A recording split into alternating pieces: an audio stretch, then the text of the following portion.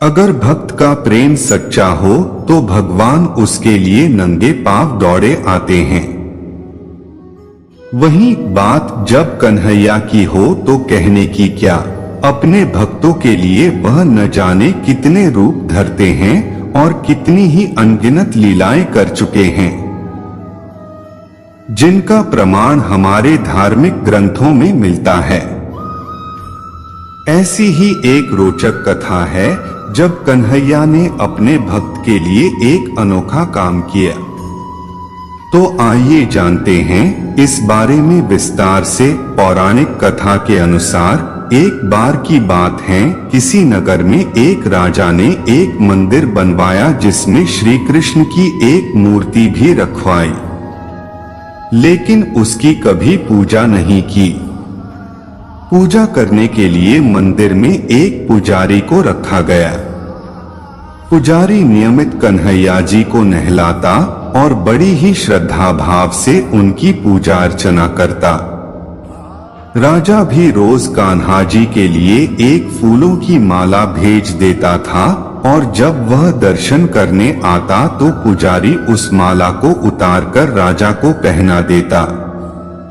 ऐसा करते करते पुजारी की भी उम्र बीत चुकी थी। एक दिन किसी वजह से राजा नहीं आ सका तो उसने एक सेवक के हाथ मंदिर में माला पहुंचा दी और कहलवाया दिया कि आज वह मंदिर नहीं आएगा, इसलिए पुजारी उसका इंतजार ना करें। इतना कहकर सेवक चला गया। पुजारी ने हमेशा की तरह कन्हैया जी को माला पहना दी, लेकिन जब शाम हुई तो पुजारी यह सोचने लगा, माला उतारकर किसे पहनाई जाए। उसने सोचा क्यों न ये माला आज मैं ही पहन लूं, वैसे भी मेरी उम्र हो चली है, जीवन का क्या पता कब खत्म हो जाए।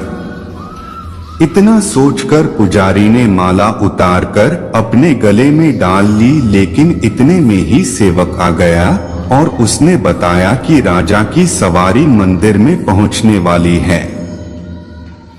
राजा की सवारी आने की बात जब पुजारी ने सुनी तो वह डर गया। उसने सोचा कि अगर राजा ने उसे देख लिया तो वह तो मरवा ही डालेंगे। आनन फानन में पुजारी ने माला उतारकर वापस कन्हैया जी को पहना दी।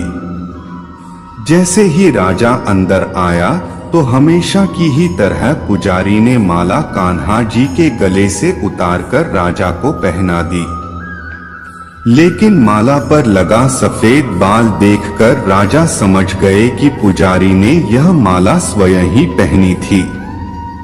बस फिर क्या था, राजा क्रोधित हो उठे और उन्होंने गुस्से में पुजारी से पूछा कि माला पर सफेद बाल कहां से आया। तब राजा की बात सुनकर पुजारी डर गया और बोल पड़ा, ये तो कन्हैया जी का है। अब तो राजा और भी क्रोधित हो गए, क्योंकि कान्हा तो भगवान हैं और उनके बाल सफेद कैसे हो सकते हैं।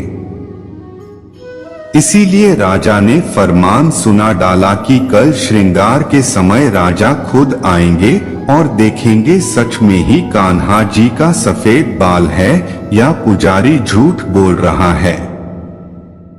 उन्होंने कहा कि अगर पुजारी ने झूठ बोला होगा तो उसे फांसी दे दी जाएगी।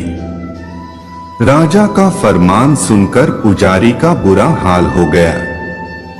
उसने सोचा अब क्या करें, कहां जाए, अब तो उसका मरना तय है। तब रोते रोते वह भगवान की शरण में पहुंचा और उनसे कहा कि हे केशव, मुझसे झूठ बोलने का अपराध तो हुआ है, लेकिन हो सके तो मुझे क्षमा कर दें और राजा से रक्षा करें। पुजारी ने कहा कि हे माधव, आपकी सेवा करते करते मैं वृद्ध हो चुका हूं, अब आप मुझे माफ कर दीजिए, ऐसी गलती दोबारा नहीं होगी।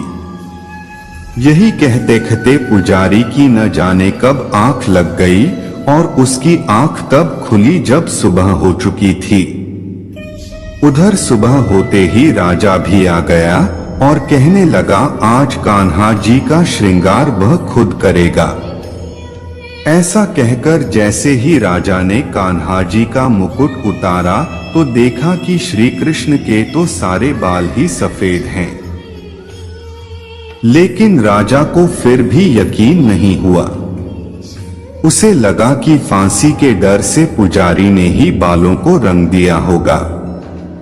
राजा ने सोचा कि क्यों न कन्हैया जी का एक बाल तोड़कर देखा जाए। इसके बाद राजा ने कान्हा जी का एक बाल तोड़ लिया। लेकिन जैसे ही बाल टूटा, कन्हैया के सिर से खून की धारा बहने लगी। यह देखकर राजा भगवान के चरणों में गिरकर माफी मांगने लगा। तभी श्री कृष्ण की मूर्ति से आवाज आई, हे राजन, तुमने मुझे केवल मूर्ति मात्र ही समझा, इसलिए आज से मैं तुम्हारे लिए केवल मूर्ति मात्र ही रहूंगा। लेकिन पुजारी ने सच्चे मन और पूरी श्रद्धा से मेरी भक्ति की है, इसलिए उसकी अनन्य भक्ति को देखकर मुझे अपने बाल सफेद करने पड़े। कन्हैया जी ने कहा कि भक्ति में कभी भी संशय नहीं होना चाहिए और सच्चे भक्त की लाज तो मैं कभी जाने ही नहीं देता।